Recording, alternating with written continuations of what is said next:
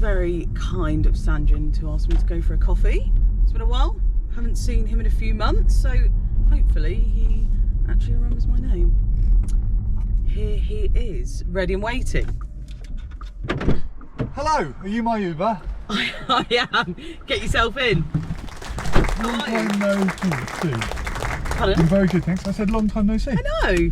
How have you been? Yeah, good. Very good, thank you. Yeah. Good. Busy. Are we going to go for a coffee? I think so. I'm looking forward to it. Yeah, me too. So do any of your other team live in Reading, or No. is everyone really... Everyone's completely remote. We've got people in Spain, in Japan, different parts of the UK. Okay. And if someone decides to move, they can go wherever they want. Sure. It's easy now, isn't it? Yeah, really easy. And is that majority technical people? We only have technical people. Only? Yeah, we don't have any sales or marketing people at all. So we sell through partners. Okay.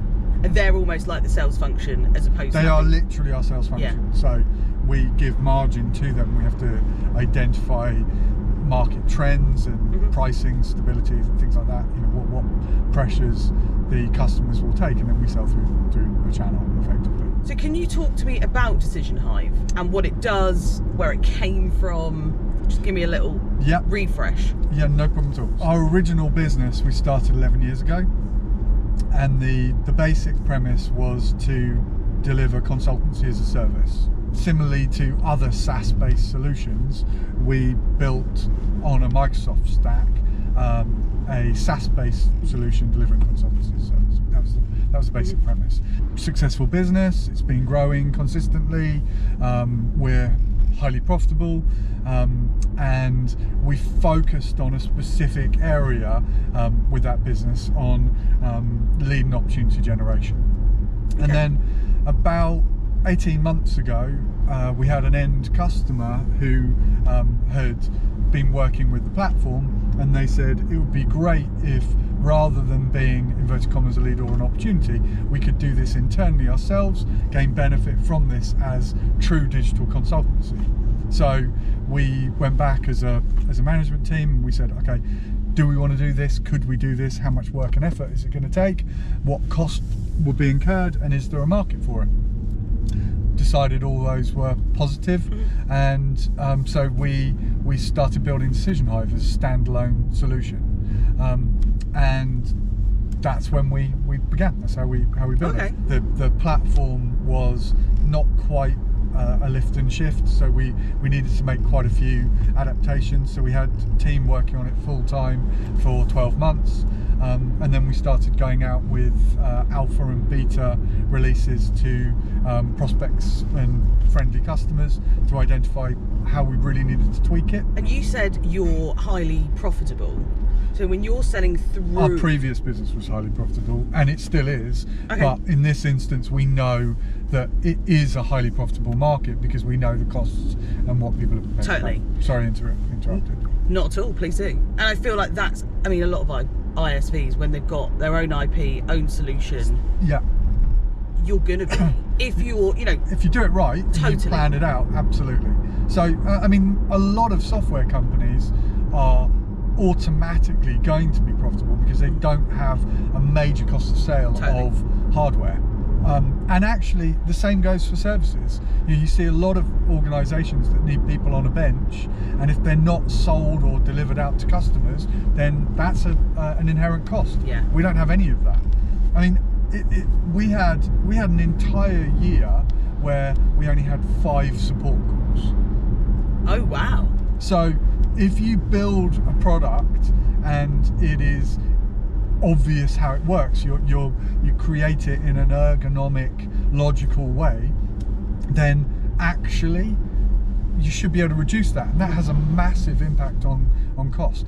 I think quite a lot of people sometimes with working with TD Synex, because we're massive, absolutely massive, yeah, pretty much, and I think it can be quite difficult to understand who we are and what we can actually do. And we cover every possible avenue, I think, so it's more a question of being able to ask the right questions.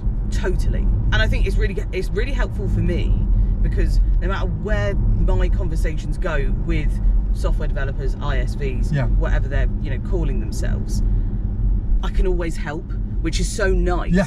Especially with startup companies, with our technical people, you can't sometimes afford to employ full-time technical people. No. And I think us having them is invaluable. Having access to them whenever you need them. So Decision Hive as a concept is rather than spending cajillions on a management consultancy coming in and crawling all over your business, before you do that, it's all about making smart decisions and choices. So you choose the area that you want to focus on, and then we have a best practice framework that you can have one or many people answer affirmative self-assessment statements to define whether you're making the smart decisions, where you're lacking information, where you're operationally strong and operationally weak, so you can really focus in on that. So as such, there are literally hundreds and hundreds of different templates, anything from net zero carbon utilization frameworks for cybersecurity. You could have anything you want. So in that instance, it doesn't matter whether you're a tiny company or a huge company, you could be a client. TD SYNNEX and Microsoft massively fly the flag of, if you are a niche ISV going into a new market or any market at all, verticalize as much as you can. You know, you can expand it and you can pick a couple of verticals, of course. Yeah. But targeting everyone is really difficult. So are you... Oh, there's a big difference between targeting and enabling. So for us, we are not limiting any customer. However, targeting, we're focusing on outreach on those specific vectors. So for example, are you interested in NIST cybersecurity analysis, or are you looking at reviewing your supply chain, or are you looking at bias-free recruitment?